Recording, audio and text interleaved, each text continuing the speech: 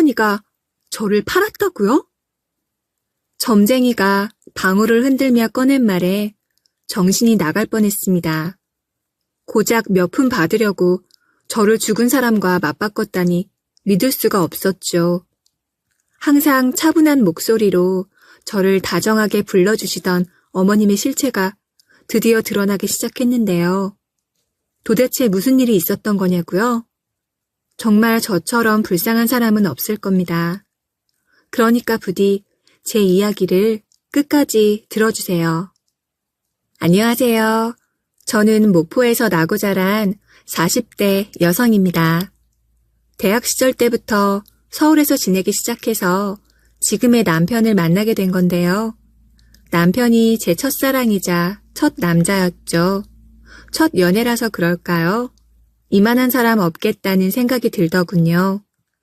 남들처럼 놀 틈도 없이 하루 종일 공부하다 보니 어느새 결혼할 나이가 됐습니다. 그랬더니 남편이 제게 결혼하자는 거 있죠. 우리 교수 되려는 목표도 같고 연구하는 것도 비슷한데 결혼해서 같이 노력해보자. 우리처럼 서로 잘 알고 비슷한 사람이 어디 있겠어. 나는 당신 아니면 안 될 것 같아. 저도 남편이 아니면 안 될 것 같았죠. 공부밖에 모르는 저를 아무도 안 만나줄 것 같았는데요. 그만큼 대학원에서 공부만 하고 연구만 했거든요. 이러다 노처녀로 남느니 남편이랑 결혼해서 교수 부부가 되려는 꿈을 가졌죠. 결국 지금의 남편과 결혼에 꼴이내 7살짜리 아들도 키우게 됐는데요. 남들이 보면 교수라 그러고 똑똑한 부부라고 했지만 실상은 전혀 아니었습니다.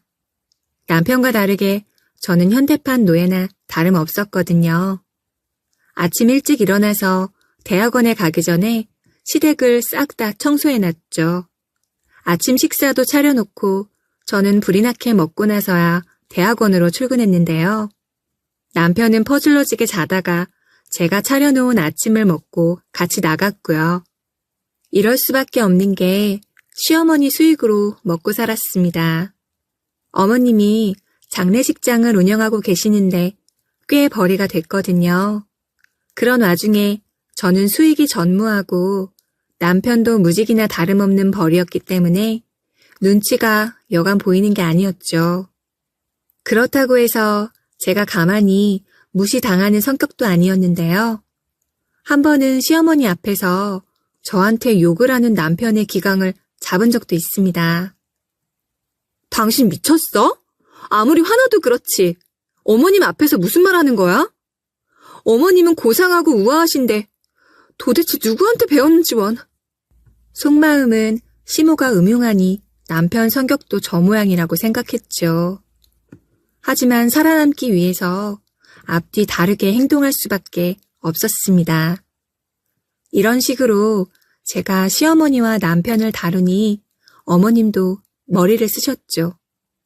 차라리 어머님이 저를 드잡으면 좋을 정도로 사람을 애매하게 열받게 만들더라고요. 어떻게 열받게 하냐고요?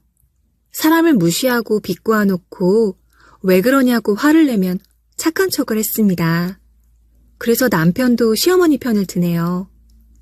자기 엄마가 장례식장 업체를 운영하는 능력 있는 CEO 여성의 교양 있고 천사 같은 사람인 줄 아는 거죠. 누구한테 말하기도 애매한 사건들이 정말 많아서 이 문제로 부부싸움을 하면 항상 제가 졌습니다. 남편이 이리 말해서 부부싸움을 할 수도 없겠더라고요. 그런 것 때문에 기분 나빴다고? 당신 너무 예민한 거 아니야? 가끔 보면 안 그래 보여도 속이 좁은 것 같아. 우리 엄마는 그렇게 생각 안 할걸? 늘 이런 식으로 말해서 너무 화가 났죠. 너무 자주 싸워서 이제는 뭐 때문에 그랬는지조차 생각나지 않는데요. 그나마 말할 만한 건 엄마가 로스쿨에 들어가서 변호사에 도전한다고 고백했을 때네요. 이때 저희 엄마 나이가 50살이었는데요. 저도 불가능한 목표가 아닐까 걱정했는데 시어머니가 이런 말을 하는 거 있죠? 그 나이에 무슨 변호사를 준비하세요? 너무 무리하는 거 아닌가 몰라. 꼬부랑 할머니 될 때 변호사 되겠네. 감히 우리 엄마를 욕하다니 너무 기분 나빠서 얼른 꼬투리를 잡아버렸는데요. 저희 엄마 무시하지 마세요. 우리 엄마 이래 보여도 서울 4년제 나왔어요. 그치, 엄마? 저는 시어머니 화법으로 말한 건데 엄청나게 기분 나빠하더라고요. 여기서 남편이 내 편 들어주면 얼마나 좋을까요? 이 눈치 없는 남편 놈이 자기도 걱정된다며 시어머니 편을 들어버리는 거 있죠? 늘 이런 식이었습니다. 제 편 들어준 적이 없어서 열이 받았는데요. 하지만 큰 싸움으로 번진 적은 없네요. 어머님이 제 표정을 읽으셨는지 돌아가는 길에 반찬을 챙겨주셨거든요. 우리 며느리 주려고 반찬 만들었거든. 이거 꼭 가져가. 저번에 맛있게 먹는 거 보고 따로 만들어주고 싶더라. 이런 식으로 잘해주던가 줄 게 없으면 문자로라도 제 마음을 다시 돌려놓더라고요. 어느 날은 어머님이 저한테만 장례식 일을 시키고 남편한테는 시키지도 않길래 불만을 얘기했었는데요. 그때는 이런 문자를 보내놓곤 했습니다. 너한테만 일 시키는 게 아니라 네가 워낙 똑부러져서 그랬다. 우리 아들 성격 알잖니? 답답하고 고집 센 거. 나 그놈이랑 일하다가 속 터질 것 같아서 도저히 말을 못하겠더라. 우리 손발이 잘 맞으니 부른 건데 네가 그리 생각할 줄 몰랐어. 울 며느리 내 맘 알지? 문자를 보고 또 마음이 사르르 녹아서 저만 일하는 걸 언급하지 않았네요. 지금 생각하면 몇십 년째 교수 된다고 대학원에서 돈도 조금 벌어오는 남자가 이혼도 해버리면 어쩌겠나요? 나이도 있으니 이혼당하면 저나 남편이나 끝장인 거죠. 여자인 저는 몰라도 그런 남자를 누가 데려가겠어요? 전 그런 어머님의 시꺼먼 속내도 모르고 어머님 표현이 서툰 줄 알았는데요. 덕분에 남편은 편하게 대학원 공부하고 저는 공부하다가 어머님이 부르면 곧장 장례식장으로 달려갔죠. 지금 생각해보니 정말 바보 같네요. 시어머니가 사람을 다루는 솜씨가 정말 대단한 게 제 주변 사람들도 눈치 못 챌 정도였더라고요. 어느 날은 이런 시어머니 스킬이 이상해서 친구들한테 말했는데요. 아니, 맛있는 반찬이 담긴 그릇은 지 아들 쪽으로 당겨놓고 나는 풀떼기만 주는 거야. 그래서 내가 서운하다고 하니까 몰랐대. 그게 말이 돼? 그 뒤로 생선도 다 발라주고 하시긴 했는데 이런 일이 한두 번이 아니니까 짜증나더라. 이랬더니 시댁살이를 하던 친구가 웃음을 터뜨리더라고요. 야, 그런 걸로 삐지고 그러냐? 당연히 아들은 친자식이고 너는 남의 자식이니까 본능적으로 그러시겠지. 나중에는 챙겨주셨다며. 그 정도면 그냥 참고 살아라. 우리 시어머니는 대놓고 갈구고 뭐라 했어. 시어머니를 끔찍하게 싫어하는 애도 이렇게 말하니까 혹하더군요. 그래서 제가 예민한 거고 어머님이 옛날 분이라 그러신 거라고 생각했습니다. 저 정도면 꽤 괜찮은 집안으로 시집 온 줄 알았는데요. 하지만 장례식장 일을 본격적으로 도와주면서 문제가 시작됐네요. 장례식장 현관을 청소하고 있는데 어머님 차가 갑자기 들어왔습니다. 헐레벌떡 들어와서는 저한테 얼른 오라고 손짓하더라고요. 그때 어머님 손목에 못 보던 시계를 발견했는데요. 나중에 알고 보니 100만 원대 명품 시계였네요. 시계에 대해 잘 몰라서 어머님 평소 스타일과 다르게 유독 화려한 시계라고 생각했죠. 제가 시계에 한눈판 사이 어머님이 갑자기 제 머리카락 쪽으로 손을 뻗으시더군요. 아이고, 이게 뭐야? 뭘 묻히고 있어? 이리 와봐라. 내가 떼줄게. 이러면서 제 머리카락을 싹둑 잘라내시더라고요. 많이 자르거나 거칠게 한 게 아니고 6가닥 정도 잘라서 돌돌 말더니 주머니에 넣으셨는데요. 그걸 왜 챙기냐고 물어봤는데 어머님이 이런 말씀을 하시더군요. 장례식장에서 일하는 사람들은 다 일해야 해. 너 요즘 악몽 자주 꾸지 않니? 잡기들이 안 붙으려면 한 번씩 해줘야 좋은 거다. 악몽 같은 건 꾼 적이 없는데 갑자기 왜 이러시는 걸까요? 처음에는 의심됐지만 어머님이 워낙 미신을 잘 믿는 사람이라 그런가 보다 했죠. 평소에 문지방 밟지 마라, 초하룻날에 행동거지 조심해라 이런 잔소리를 자주 하셨거든요. 그렇게 그날 장례식장 청소를 돕고 돌아와서 집에서 잠을 청했는데요. 원래 꿈을 잘 안 꾸는데 이상한 느낌이 들었습니다. 눈은 떠지는데 몸이 안 움직여지더라고요. 그래서 이거 가위다 싶었는데요. 제가 열심히 몸을 움직여보려고 시도해보고 있는데 어디선가 기분 나쁜 웃음소리가 들리는 거 있죠? 깜짝 놀라서 소리 나는 쪽으로 눈동자를 움직이니까 손목이랑 발목이 반대로 뒤집힌 여자 귀신이 보이더군요. 그 귀신이 머리카락 하나 없는 대머리였는데 머리카락 6가닥을 손에 꼭 쥐고 있더라고요. 머리카락 6가닥이면 뭐겠어요? 누가 봐도 시어머니가 가져간 머리카락밖에 생각나지 않아서 소름이 돋았네요. 게다가 그 여자 귀신이 공중공중 뛰어다니면서 이런 소리를 해대더군요. 네가 내 그릇이 될 아이니? 아닌데? 네가 아닌데? 이상하다. 얘가 아닌데 어디 갔지? 누군가를 찾는 것 같을 때 갑자기 손가락이 움직여졌는데요. 이때다 싶어서 온 힘을 다해 일어나 보니 제 방 안이었죠. 주변에 아무도 없는데 한참을 두리번거리니 상황 파악을 했던 것 같습니다. 두근거리는 심장을 부여잡고 멍을 때리고 있는데 그때 방문이 끼익 하고 열리더라고요. 저는 꿈속에서 봤던 귀신이 실제로 나타난 줄 알았죠. 문틈 사이로 시뻘겋게 변한 눈이 떡하니 보였거든요. 그런데 사실 시어머니가 문틈 사이로 저를 쳐다보고 있던 거였습니다. 그 순간 퍼뜩 정신을 차리고 쩍쩍 갈라진 목소리로 다급하게 아무 말이나 내뱉었죠. 어머님, 왜 그러고 계세요? 왜 훔쳐보고 계시는데요?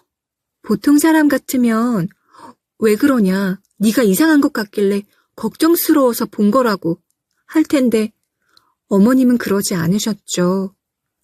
아무렇지 않게 멀어지시더니 자기 방 안으로 들어가 버리더군요. 그 뒤로 몇 번이나 같은 꿈을 꿨습니다. 이런 걸로 따지고 들면 미친 사람처럼 보일 거 알고 있었지만 참을 수 없었죠. 잠자기 전에 어머님을 찾아가 이렇게 말해버렸네요. 그때 제 머리카락 가지고 뭐 하신 거예요? 요즘 따라 꿈에서 이상한 게 자꾸 나와서 그래요. 가위에 매번 눌리고 잠도 잘 못 자서 피곤하고 머리도 아프고. 어머니, 이제 그만 숨기고 말해주세요. 그런데 시어머니가 어깨를 으쓱거리시면서 발뺌하시더라고요. 갑자기 왜 그래? 뭐 때문에 그런지 몰라도 병원 가봐라. 안색이 너무 안 좋아 보인다. 이러고 자리를 피해버리셨는데요. 결국 제가 지쳐서 친정 엄마한테 전화해 울먹거렸죠. 엄마, 나 요즘 귀신 씌인 것 같다? 자꾸 같은 꿈을 꾸는데 미쳐버릴 것 같아. 오늘 엄마 집에서 자면 안 될까? 엄마랑 같이 자면 가위 안 눌릴 것 같아. 제발 친정집에서 자고 싶다고 사정하니까 엄마가 일단 오라고 했습니다. 얼른 짐을 싸들고 가서 엄마한테 그동안 있었던 일을 다 털어놓았는데요. 엄마가 누군가한테 전화를 해보더니 내일 어디 좀 가자는 것이었습니다. 불행히도 그날도 그 꿈을 꾸는 바람에 엄마가 하자는 대로 해야겠더라고요. 그래서 다음날 엄마를 따라 어디론가 갔죠. 엄마가 절 데리고 간 곳은 하얀색, 노란색, 빨간색 깃발이 펄럭이고 있는 곳이더군요. 그 근처에 점쟁이가 살고 있었죠. 저를 보자마자 방울을 마구 흔들고 쌀을 뿌리더니 저를 무섭게 노려보며 말했는데요. 잡기가 들린 딸이 있는데 신내리만 받으려고 용을 쓰고 있구먼. 너 그 할미한테 머리카락 쪘지? 너랑 딸을 맞바꾸려고 한 거야. 그 잡기한테 그 딸 대신 널 줘버린 거라고. 그래서 그 잡기가 찾아온 거였다니. 시어머니 손목에 있던 명품 시계와 갑자기 뜯어간 머리카락이 영화 필름처럼 지나가더군요. 아무리 미워도 한 가족이고 아들내미 와이프인데 어떻게 그럴 수 있을까요? 믿을 수 없어서 몇 번이나 되물었던 것 같네요. 시어머니가 저를 팔았다고요? 제 물음에 점쟁이가 방울을 흔들며 꺼낸 말에 정신이 나갈 뻔했네요.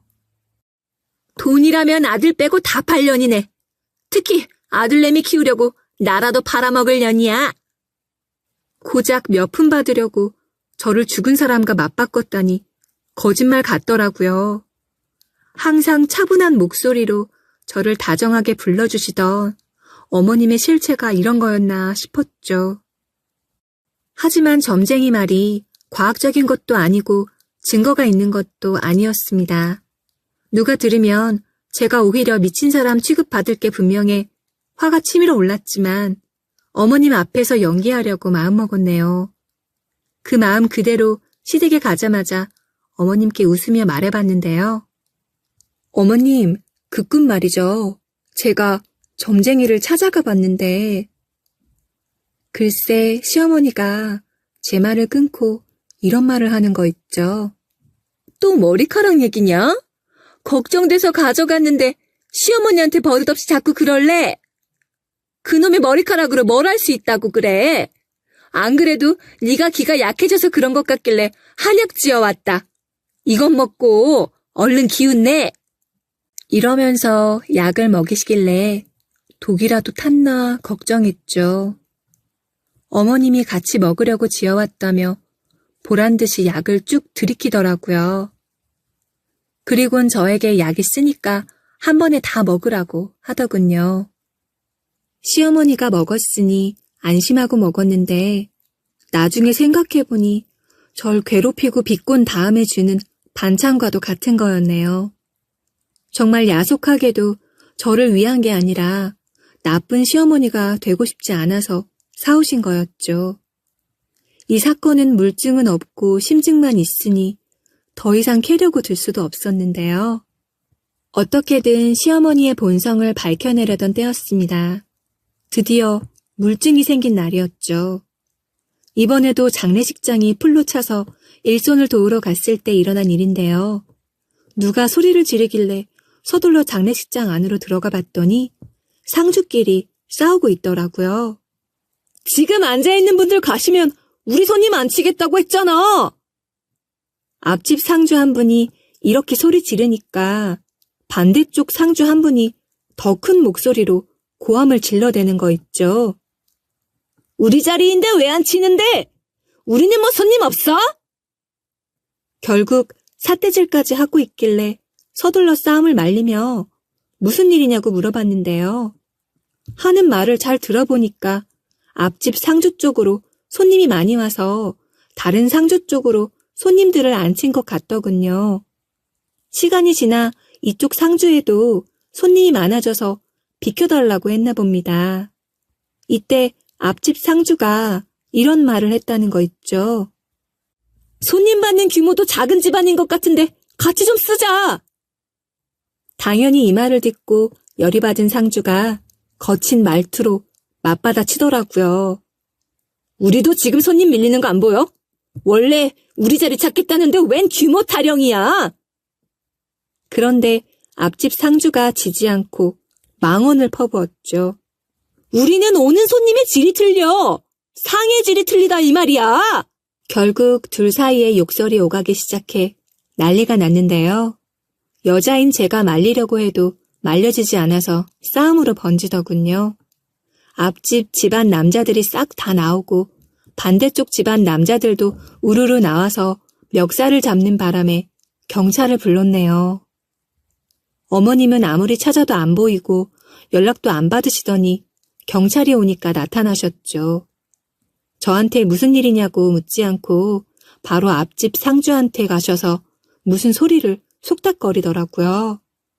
저는 전부터 어머님이 싫고 의심돼서 계속 지켜보고 있었고요.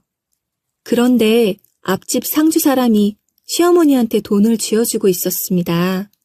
경찰들은 남자들이 치고받고 싸우는 걸 말리느라 못 보고 있었는데요. 이때 어머님이 저랑 눈이 마주치자마자 가까이 다가와 이리 말씀하시더군요. 내가 해결할 테니까 얼른 들어가라.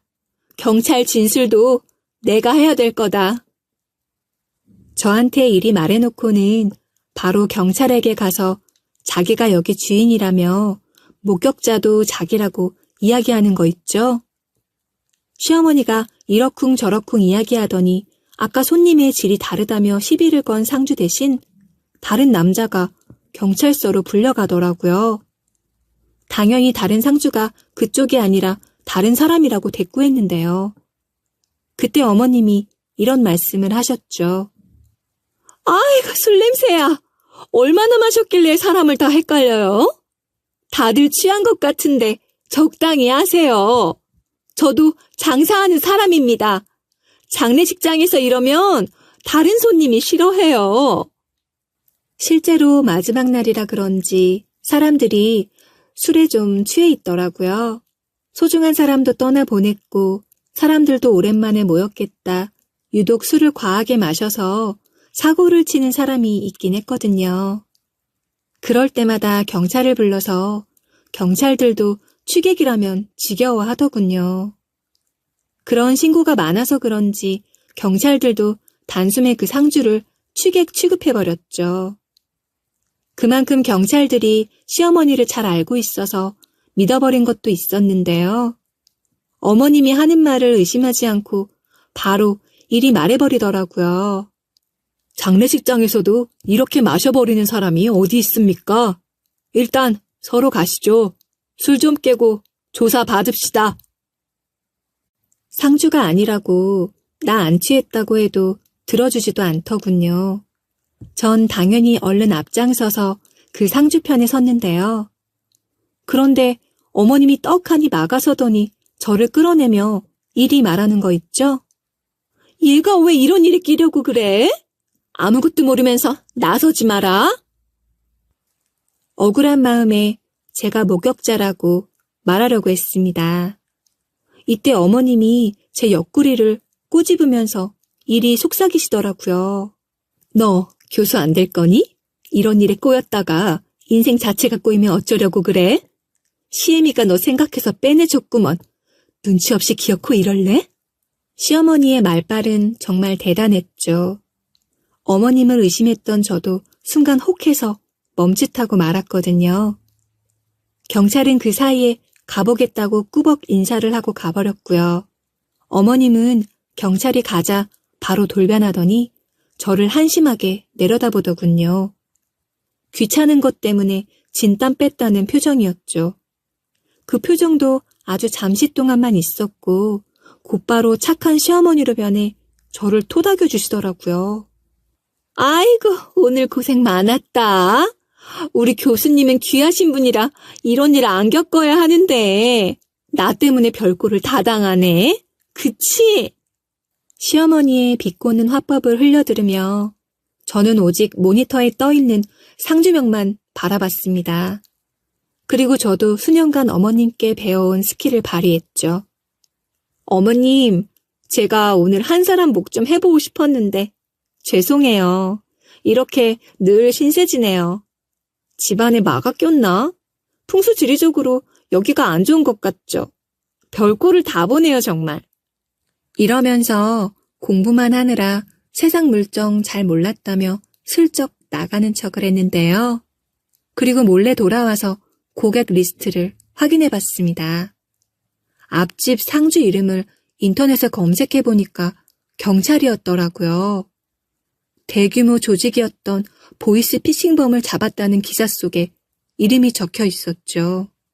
사진도 떡하니 올려놔서 자세히 뜯어봤더니 그 앞집 상주놈이 맞았고요. 아마도 그 경찰이 감봉되거나 수치스러울까봐 어머님한테 푼돈을 주고 슬쩍 빠져나온 것 같은데요. 이 모든 일을 엄마에게 전화해 이야기했더니 엄마가 이렇게 조언해 주시더군요. 지금은 신고해봤자 해결하기 힘들 것 같으니까 일단 결정적인 증거부터 모아놔. 사돈 어른이 삭제하기 전에 CCTV랑 고객 리스트 사본 따로 만들어놔야 해. 전부터 아주 고약한 짓만 저지르고 있는 것 같은데 때가 되면 다 해결될 거다. 엄마가 무언가 결심한 것 같길래 엄마가 알려주던 대로 증거를 따로 모아뒀죠. 이 경찰놈도 시어머니와 같이 아주 파렴치한 놈이었네요. 며칠 전에 보니까 후배 여경을 괴롭히다가 감봉 1개월 처분을 받았더라고요. 일본에서 여자는 60kg 넘으면 연애 못한다는 기사를 보여주면서 다이어트는 포기했냐고 물었다고 하는데요. 그 나물의 그 밥이라고 어머님은 인맥도 참 색깔이 비슷해 보였죠. 경찰은 감봉으로 끝이 났지만 어머님은 아닐 텐데요. 시어머니의 말도 안 되는 행각은 여기서 끝나지 않았습니다. 시간이 흘러 제가 43살이 되던 해였죠. 드디어 제가 대학 전임 강사가 됐는데요. 요새는 전임 강사가 많이 사라지는 추세지만 운 좋게 들어오게 됐죠. 원래 조교수가 목표였지만 연구 경력이 많은 상태는 아니라서 조교수는 되기 힘들었네요. 그래서 전임 강사로 2년 정도 일하다가 조교수 승진 심사를 받기로 했는데요. 그쯤에 변호사를 준비하던 엄마한테도 희소식이 들려오더라고요. 변호사 되려면 생각보다 복잡한 절차를 밟아야 했죠. 1단계로 무조건 4년제 대학을 졸업해야 했는데 이건 바로 패스할 수 있었습니다. 저희 엄마가 젊었을 때 4년제 대학을 졸업해둬서 리트라는 시험에 응시할 수 있었거든요. 하지만 공부 머리가 굳어서 공부하는 시간이 길어지셨네요. 겨우 시험에 합격해서 로스쿨에서 3년 과정을 거치셨는데요. 그 후에 변호사 시험을 봐서 합격한 후 6개월간의 실무수습 과정을 거치고 변호사 로펌에 들어갔다고 하죠. 그와 반대로 저희 남편은 아직까지 대학원에 다니고 있고요. 저는 그동안 쌓인 게 있기에 보란듯이 식사 자리를 가지며 케이크와 와인까지 준비했습니다. 축하하는 자리를 갖자며 우리가 얼마나 노력하고 힘들었는지 이야기했는데요. 당연히 시어머니는 배 아파서 죽으려고 했죠. 그리고 자격지심을 느꼈는지 별소리를 다 하시더라고요. 무려 8년 만에 변호사가 되셨네. 사돈 어른은 늦은 나이에 참 대단해. 그건 그렇고 너는 전임 강사 됐다며? 전임 강사는 교수 아니고 시간 강사 아닌가? 시간 강사면 개혁직이지? 궁금해서 물어보는 거야. 시어머니답게 은근히 꼽졌지만 신경 쓰지 않았죠. 제가 대꾸를 안 하니까 갑자기 남편이 시비를 걸더군요. 당신 교수님이라고 우리 엄마 무시하는 거야, 뭐야? 사람이 이렇게 변해버리네. 우리 엄마 밑에서 일할 때는 찍소리도 못했잖아. 이런 말을 하면서 어머님이랑 같이 낄낄대며 웃어버리는 거 있죠? 이제는 우리 엄마가 어렵지도 않고 보이지도 않나 봅니다. 그래서 이날 그나마 남아있던 콩깍지도 다 벗겨지고 잔정도 뚝뚝 떨어지고 말았는데요. 자세히 뜯어보니 남편도 시어머니랑 다를 바가 없어 보였죠. 말하는 방식이 똑같았거든요. 케이크와 함께 와인을 먹고 취했는지 시모와 남편이 이런 말까지 중얼거리더군요. 며느리 잘해줘봤자 소용없어. 돈 한 푼 못 벌어오는 며느리 일 시켜주고 용돈 챙겨주는 시어머니가 어디 있나? 근데 이제 교수 됐다고 내 말에 대답도 안 하네. 아들아, 내가 이렇게 무시당하고 산다. 시어머니가 농담처럼 하는 말에 남편이 까르륵 웃어 넘기더라고요. 그러면서 자기도 이런 말을 해대는 거 있죠? 괜찮아. 내가 교수 될 때까지 이번에 얘가 먹여 살리겠지. 그치? 우리 마누라? 우리 마누라만 믿을게. 돈 많이 벌어와. 이러더니 우리 엄마한테는 농담이라며 장난이라고 짓거렸는데요. 말투만 부드럽지 그 안에 있는 알맹이는 자격지심 그 자체였던 거죠. 그동안 왜 저걸 모르고 있었을까 한숨이 나올 정도였네요. 너무 어렸을 때 남편을 만난 탓일까요? 남편이 첫 남자고 첫사랑, 첫 연애라서 세상 물정을 몰랐던 것 같네요. 남편과 연애했을 때 제게 이런 말을 했거든요. 우리 교수 될 때까지 수익도 거의 없으니까 결혼하면 당신이 우리 엄마 많이 도와줘야 돼. 장례식장 일이 은근히 손이 많이 가서 힘들거든. 제가 만약 도와준다면 무슨 일을 할 거고 남편은 지금 무슨 일을 하고 있는지 물어봤는데요. 남편이 당연하게 자기가 하는 일은 없을 거라는 거 있죠. 없는 것도 아니고 없을 거라니. 앞으로도 자기가 일할 일은 없을 거라는 소리였네요. 자기는 고귀하게 연구하고 공부만 하고 저한테 집안일, 장례식장 일 다 시킬 거라는 말이었는데요.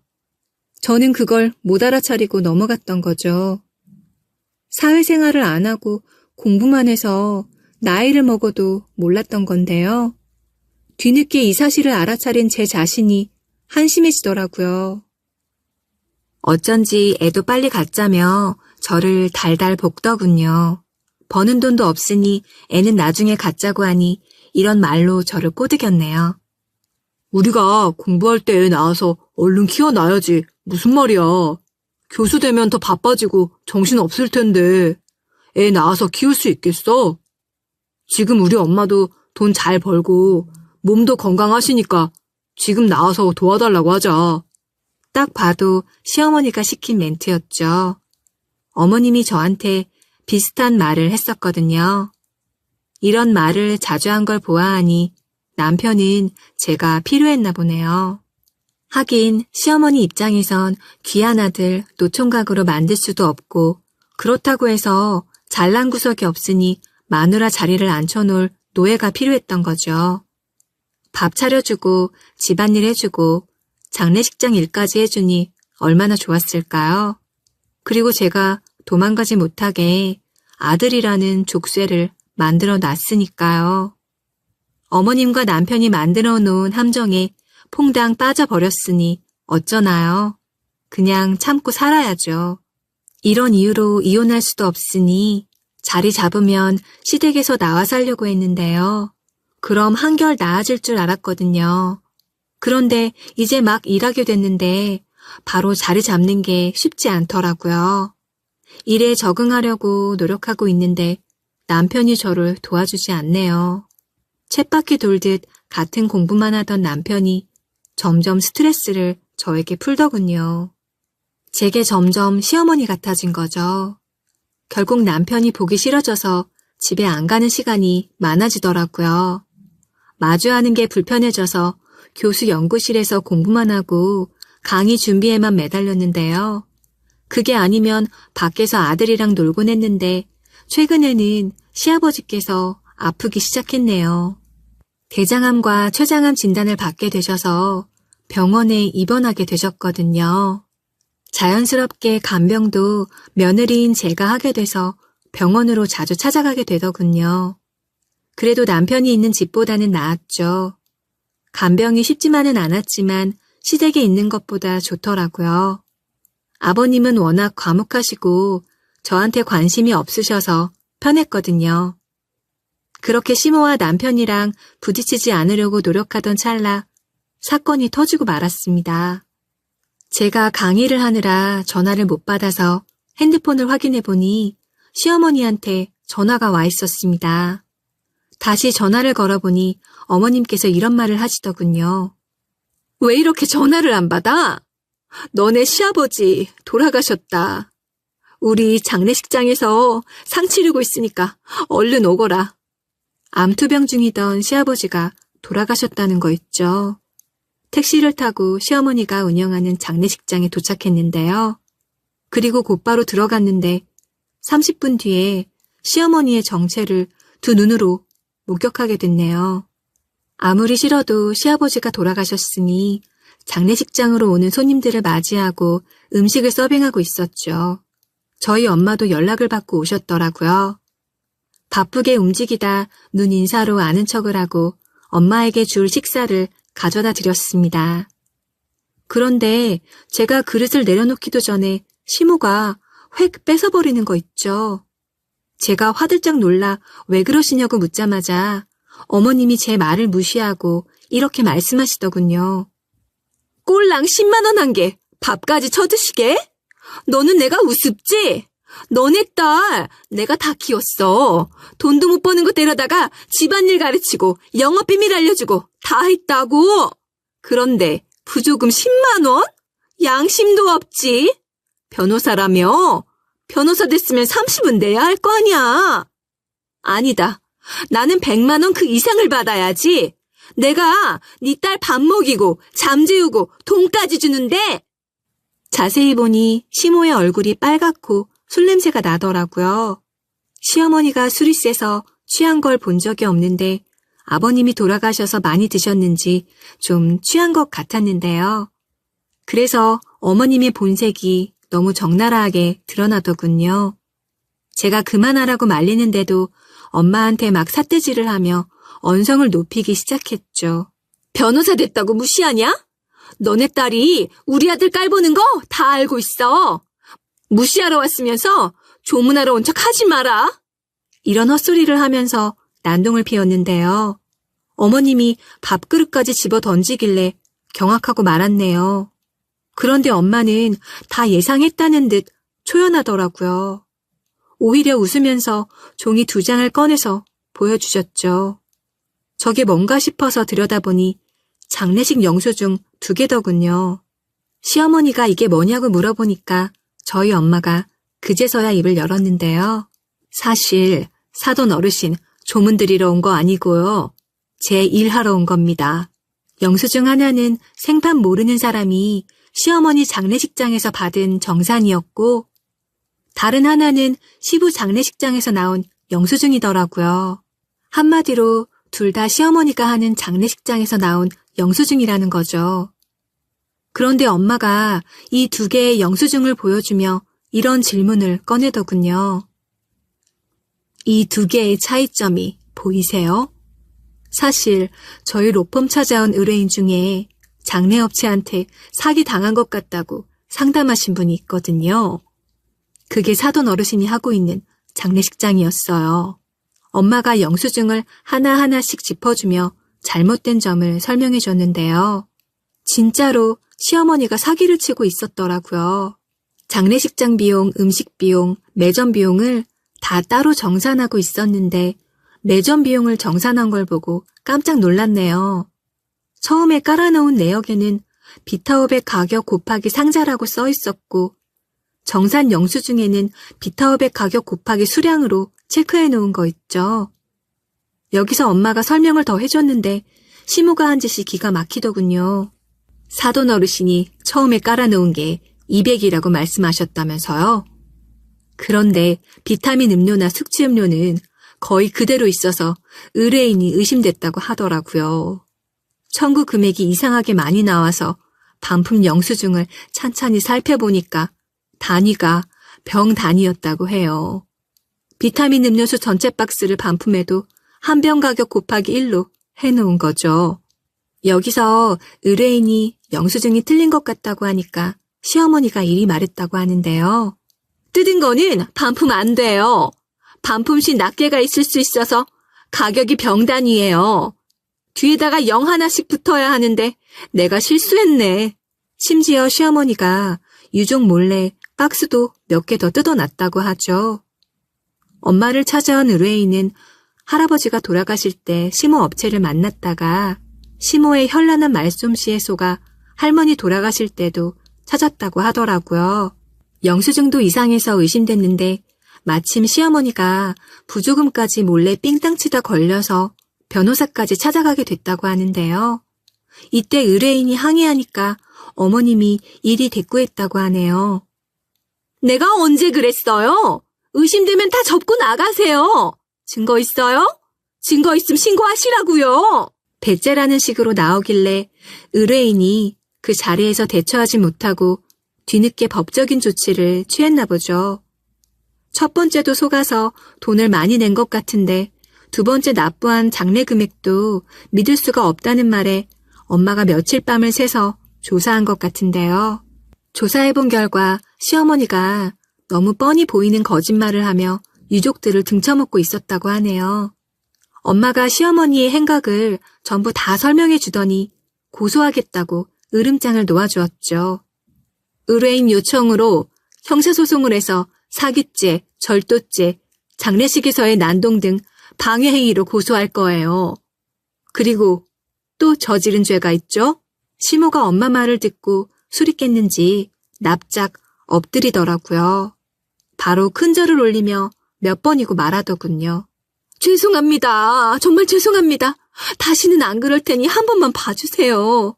남도 아니고 가족인데 한 번만 눈 감아주시면 이 은혜 잊지 않겠습니다. 하지만 엄마는 이런 일이 빈번했던 것 같아서 계속해서 수사할 거라고 말했는데요. 사돈어른, 장례식장 찾은 유족들 전부 다 찾아내서 고소하게끔 조치를 취할 거예요. 그러니까 그동안 고객 리스트 버리거나 CCTV 지우지 마세요. 지운 흔적도 전부 다 남는 거 알고 계시죠? 증거인멸했다가 걸리면 가중처벌되니까 주의하세요. 엄마가 이리 말하고 저보고 장례식장을 나가자고 했죠. 그랬더니 시어머니가 달려와 급하게 봉투를 쥐어주며 사정하기 시작하더군요. 변호사님, 이거 드릴 테니 저희 변호 좀 해주세요. 우리 아들 교수 되면 100배로 갚아드릴게요. 시모가 우리 엄마한테 쥐어준 건 부조금 봉투였는데요. 엄마가 그런 시어머니를 밀어내며 단호하게 이야기했죠.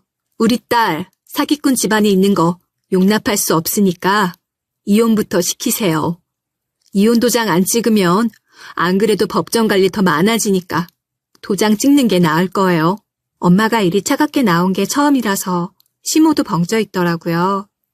그렇게 저는 엄마 차를 타고 친정으로 돌아왔는데요. 이번엔 남편이 친정으로 찾아와서 빌기 시작하는 거 있죠. 여보, 갑자기 이혼이라니 무슨 말이야? 당신이 지금 오해하고 있는 거 아니야? 우리 엄마가 사기를 칠 리가 없잖아. 우리 아빠 돌아가셨는데 꼭 이래야겠어? 사람이 어떻게 그래? 나한테 문제가 있으면 나중에 이야기하면 되는 일이잖아. 이때까지는 남편이 모르고 있었을 거라고 생각하고 친절히 설명해줬죠. 그런데 제가 괜한 이야기를 했더라고요. 남편 표정이 점점 일그러지더니 저한테 폭언을 퍼붓더군요. 이건 음모야.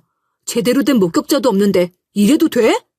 아무리 그래도 당신 한 푼도 못 벌 때 부모처럼 도와주던 사람인데 이래도 되냐고. 당신 엄마가 그랬다고 생각해봐. 똑같이 이렇게 고소하고 고발했을 것 같아? 은혜도 모르는 걸. 감히 부모 같은 사람한테 그런 짓을 해? 내가 얼마나 눈칫밥 먹으면서 살아왔는데 부모 같은 사람이라니 양심도 없더군요. 내게 시어머니는 하나도 부모 같지 않았습니다. 그래서 저도 모르게 거친 말들이 쏟아져 나오고 말았네요. 목격자가 필요하다 이거지? 엄마한테 경찰이었던 상주한테 뒷돈 받은 것까지 전부 다 조사하라고 할까? 내가 바로 목격자거든. 나 증거도 있어. CCTV랑 고객 리스트까지 전부 다 가지고 있다고. 제가 순순히 나오지 않으니 남편도 슬슬 본색을 드러내며 우리 집안을 저주하더군요. 너네 집안은 그렇게 깨끗해? 내가 지켜볼 거야. 우리 엄마 말이 딱 맞았어. 별 볼 일 없는 집안인 주제에 깐깐하고 정의로운 척한다는 말이 딱 맞았다고! 이 말을 듣고 이미 다 알고 있었으면서 모른 척 한 거냐고 물었는데요. 남편이 제가 질문을 하자마자 시어머니가 사기치며 장사하고 있다는 사실을 알고 있었고 전부 다 눈 감아주고 있었다고 말해버렸습니다. 그래서 제가 핸드폰을 들어올리며 전부 다 녹음하고 있었다고 밝혔죠. 남편이 그제서야 정신을 차리고 싹싹 빌더군요. 순간 화가 나서 욱한 거라며 한 번만 봐달라고 하더라고요. 저는 남편이 그러든가 말든가 이혼 서류를 넘겼지만 도저히 사인을 해주지 않네요. 그냥 소송하라는 말인 것 같아서 연락을 싹 끊었는데 남편이 제가 일하고 있는 대학교까지 찾아왔는데요. 미안하다고 빌어도 제가 무시하니까 이번엔 대자보까지 붙인 거 있죠? 대자보에는 미안하다는 장문의 글이 쓰여 있더군요. 덕분에 학생들이 전부 다 알게 돼서 강의 시간에 자세한 이야기를 해주게 됐네요. 제가 해준 이야기가 인터넷에 올라와서 웬만한 젊은 사람들은 다 알게 됐습니다. 이런 상황에서 남편이 교수가 돼봤자 뭐하나요? 운이 좋게 교수가 되더라도 금방 쫓겨날 게 분명하네요. 시모도 이런 상황을 눈치챘는지 교수 연구실로 찾아와 이렇게 말했죠. 내 인생은 이미 망쳤으니 아들까지 망치지 말아주라. 나 하나면 족하지 않아? 내가 사기친 거니 내가 다 뒤집어 쓸게. 제발 우리 아들만큼은 살려줘. 또 저한테 빌려고 하길래 바로 말렸죠. 목포로 내려가서 친정 엄마한테 빌었는데 엄마가 받아주면 내가 받아주겠다고 했습니다. 그랬더니 어머님이 벌떡 비굴하게 약속해달라고 간청하더라고요. 제가 고개를 끄덕이니 목포로 가려고 후다닥 터미널로 향하더군요. 달려가는 시모의 뒷모습을 보니 비웃음밖에 안 나왔죠. 우리 엄마가 변호사인데 범죄자를 받아주겠나요? 말도 안 되죠. 제 예상대로 엄마가 범죄자 집안은 절대 안 된다며 사과조차 받아주지 않더라고요. 범죄자들 특성상 하나를 봐주면 2개, 3개, 4개 그 이상을 봐달라며 선을 넘는다고 하는데요. 진짜로 엄마 말이 맞는 것 같네요. 대학교 정문 앞에서 누군가 시위를 하고 있길래 가까이 가봤더니 시어머니와 남편이더라고요. 저를 보자마자 다정하게 이름까지 불렀죠. 고은아, 나 억울하다. 난 사기친 적 없어. 이건 다 모함이야. 누군가 나한테 누명을 씌운 거야. 사실 우리 그이가 한 짓인데 난 아무것도 몰랐어. 자기가 죽을 것 같으니 돌아가신 시아버지 이름까지 팔아먹더군요. 게다가 한 번도 부른 적 없는 제 이름을 간절히 불러댔습니다. 늘 며느라, 얘, 애야 이런 식으로 절 부르길래 이름을 못 외우시나 했는데 말이죠. 하지만 제 이름은 간절할 때만 나오나 보네요. 그것도 모자라 목에 건 판넬에도 시아버지 이름을 적어두며 폭로한다는 문구까지 써놓았더군요. 콧방귀를 끼며 모르는 척 지나가려고 했더니 이번엔 남편이 저를 붙잡았죠. 여보, 우리 아빠가 한 거 맞아. 우리 엄마 억울하게 범죄자 취급 받는 거니까 다시 생각해주라. 장모님께 다시 한 번만 말해줘. 우리 말은 도저히 안 듣는데 당신 말은 들을 거 아냐. 그래야 나도 교수 일 할 수 있고 먹고 살 수 있지. 한 번만 부탁할게. 이번 일 잘 해결되면 당신이랑 이혼도 해줄 테니까 제발. 아주 뻔뻔하게 거짓말을 해대고 거래를 하려고 하니 어이가 없더라고요. 그래서 마지막으로 궁금했던 말들을 물었습니다. 억울하게 범죄자 취급받는 거라고? 그럼 어머님, 이것도 해명해보세요. 명품 시계 받아놓고 절 잡기한테 팔아넘긴 건 어떻게 되신 거예요? 그것도 억울하게 당한 건가요? 제가 이리 물었더니 어머님이 아무 말도 못하더군요. 그래서 시모가 늘 그랬던 것처럼 잔뜩 비꼬고 말았네요. 또 머리카락 가져가 보세요. 혹시 몰라요? 잡기 때문에 제가 정신이 나가서 어머님 집안 식구들 용서해 줄지? 시어머니가 당황스러워하느라 입도 뻐끔 못하더니 제가 가고 나니 바락바락 소리를 지르더군요. 사과했으니 된 거 아니냐, 얼마나 사과해야 하냐고 역정을 내길래 무시하고 지나가 버렸는데요. 사과를 하더라도 안 받아주면 그만해야 하는 거 아닌가요? 제게 장난같이 하는 발언도 선을 쉽게 넘더니 사과하는 선도 정도를 모르는 듯했죠. 시모와 남편을 끝까지 무시하고 있어서 현재 이혼 절차는 못 밟고 있고 소송으로 진행할 예정이네요. 덕분에 별거 상태라 지옥에서 해방된 기분이더라고요. 제가 잘 태어나서 엄마 덕을 똑똑히 본 것 같네요. 다시 시집갈 생각은 하지 말고 엄마한테 효도할 생각만 해야겠죠? 엄마가 좋은 사람이 있다며 소개받아보라고 했지만 영 마음이 내키지 않더군요. 남편과 시댁이라면 이제 지긋지긋하거든요. 그래도 다른 사람은 다르지 않냐 하실 텐데요. 제 인생 좀 보세요. 어쩜 이렇게 파란만장한 인생이 있을까요?